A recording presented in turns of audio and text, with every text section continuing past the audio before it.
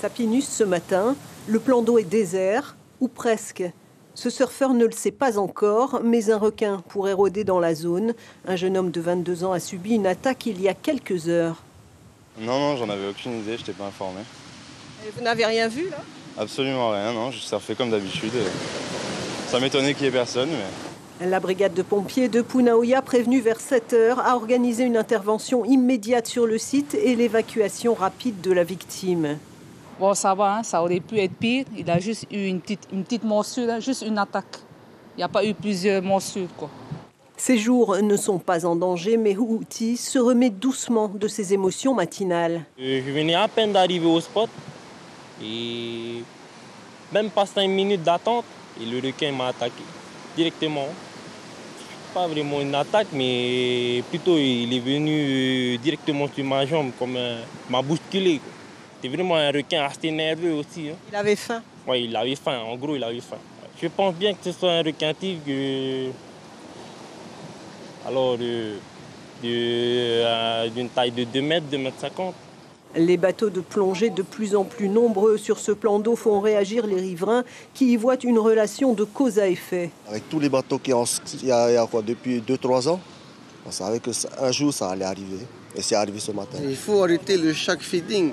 Il y en a qui se font des sous pour ça, ok, ils se font des sous, voilà, ok, mais après, je pense que ça contribue un peu à ce qui arrive, quoi. De son côté, le maire de la commune entend réglementer la zone de pêche. Cette réflexion est en cours. L'idée même de la commune est peut-être d'aller plus loin que ce projet de zone de pêche réglementée qu'il y a sur la commune et d'envisager certainement une espèce de plan de gestion des espaces marins parce que j'ai l'impression qu'il y a des usages qui se tamponnent un petit peu. En attendant, la baignade reste interdite à Sapinus jusqu'à nouvel ordre. Et d'après donc les premiers éléments, il s'agirait d'une tentative de morsure d'un requin-tigre. Vous l'avez entendu, une morsure de cisaillement selon les experts. Les éléments de description fournis par la victime sur l'espèce de requin seront vérifiés grâce à des prélèvements. Éric Clua, directeur de recherche au CRIOB à Moorea et spécialiste des requins, nous en dit plus au micro de notre correspondante à Moorea, Nohaura Ruru.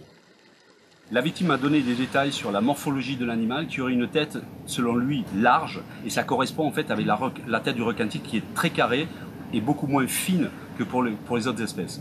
J'ai demandé au médecin du Taonais de faire des prélèvements sur la plaie.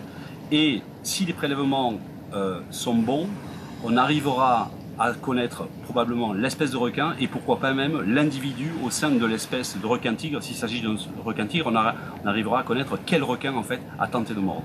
Ici en Polynésie, en fait, il n'y a que 2 espèces a priori qui peuvent s'en prendre à l'homme pour de la prédation, c'est-à-dire pour se nourrir sur l'homme. C'est d'un côté le tole-tole, le requin-tigre, et de l'autre côté le parata, le requin océanique. S'il s'agit d'une de ces 2 espèces, on peut craindre qu'il s'agissait d'une morsure pour se nourrir sur l'homme. Et ça, c'est pas une bonne nouvelle, parce que ça voudrait dire que c'est la première fois en Polynésie française qu'un requin-tigre s'en prend, attaque un surfeur pour se nourrir dessus. L'information, on continue sur Polynésie la première, Internet et réseaux sociaux.